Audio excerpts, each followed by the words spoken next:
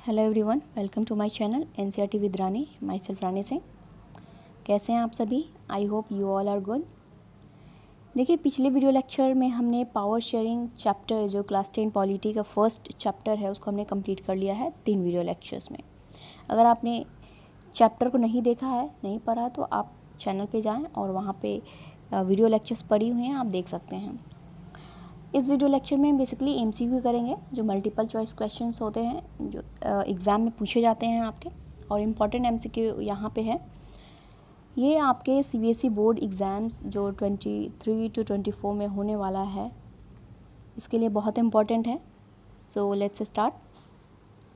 In Belgium, out of the total population 59% live in Flemish region and speak dash languages. तो जब हमने Belgium की कहानी देखी थी तो वहाँ पर देखा था कि एथनिसिटी बहुत ज़्यादा थी और वहाँ पर मेजरली 2 ग्रुप रहते थे, एक डच बोलने वाले और एक फ्रेंच बोलने वाले। ठीक है, तो उनमें से 59% जो लोग थे वो फ्लेमिश रीजन में रहते थे। कौन सा लैंग्वेज बोलते थे? तो वो लोग डच लैंग्वेज बोलते थे।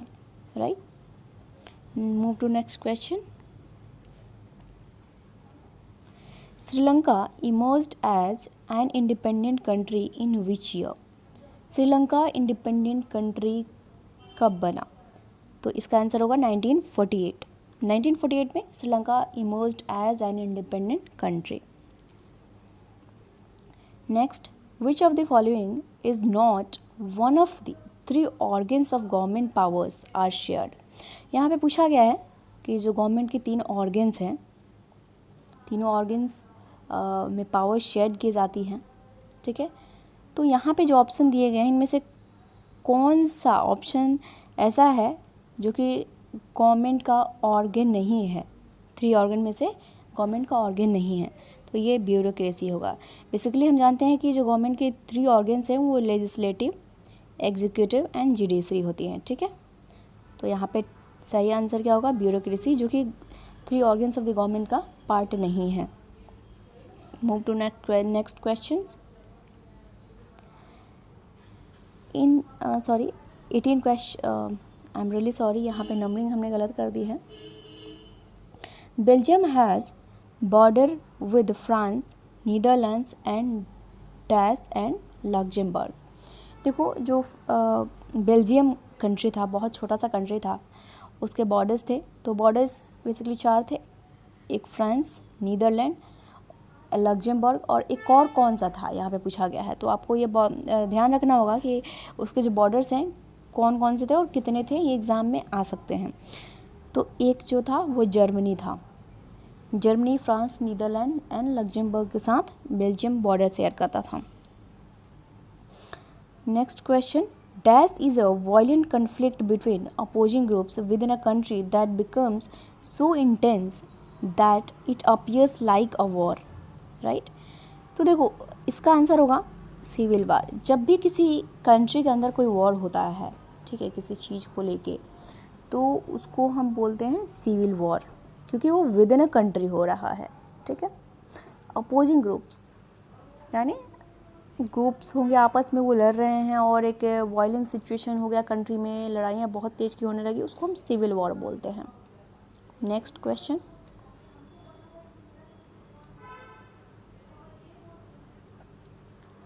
A belief that the majority community should be able to rule a country in whichever way it wants by disregarding the wishes and needs of the minorities. जब हम श्रीलंका की कहानी देख रहे थे तो वहाँ पे हमने देखा था कि जो मेजर ग्रुप था वो सिन्हला ग्रुप था। ठीक है, सिन्हला बोलने वाले लोग थे और तमिल्स भी थे, बट बहुत कम थे। तमिल्स में भी 2 थे, एक इंडियन तमिल्स और एक श्रीलंकन तमिल्स। तो वहाँ पे जब तमिल्स ने विरोध करा, सिन्हला का जब विरोध करा, तो वहाँ पे भी एक कंट्री में वॉर की सिचुएशन पूरी हो गई थी, क्योंकि सिन्हला ग्रुप को बहुत सारे बेनिफिट मिलते थे, बाकी जो तमिल्स थे उनको नहीं मिलते थे। सिन्हला ग्रुप ने पता है क्या किया था? सिन्हला ग्रुप ने ये बोला था कि जिसकी मेजॉरिटी होगी उसी का रूल होगा, और इस चीज़ को क्या बोलते हैं? तो इस चीज़ को मेजॉरिटेरियनिज़म बोलते हैं, यानी मेजॉरिटी का रूल ये श्रीलंका में अपनाया गया था। Next, a system of check and balances is another name for which of the following power sharing arrangement. Check and balance system हम जानते हैं, इसको दूसरा क्या नाम दिया जाता है? देखो इसका मतलब कि जो चेक एंड बैलेंस सिस्टम यानी कोई सुपीरियर नहीं है, सब एक दूसरे को देखेंगे कि सही काम कर रहे हैं कि नहीं। तो इस चीज़ को बोला जाता है horizontal division of power sharing, horizontal division of power और power shared among different organs of the government at the same level, right. जैसे कि हमने देखा 3 ऑर्गन्स ऑफ द गवर्नमेंट है, ठीक है, लेजिस्लेटिव, ठीक है, एक जुडिशरी हो गया, एक एग्जीक्यूटिव हो गया। तो क्या होता है ना, सब एक दूसरे पे कड़ी नज़र रखते हैं, राइट, कि कोई गलत तो नहीं कर रहा है। सुप्रीम कोर्ट भी लेजिस्लेचर पे ध्यान रखे रहती है, एग्जीक्यूटिव पे। तो इस तरह से क्या है ना, चेक एंड बैलेंस वाली सिस्टम क्रिएट हो जाती है कि सब एक दूसरे को देखते हैं और बहुत अच्छे से स्मूथली रन करता है कंट्री। Next question,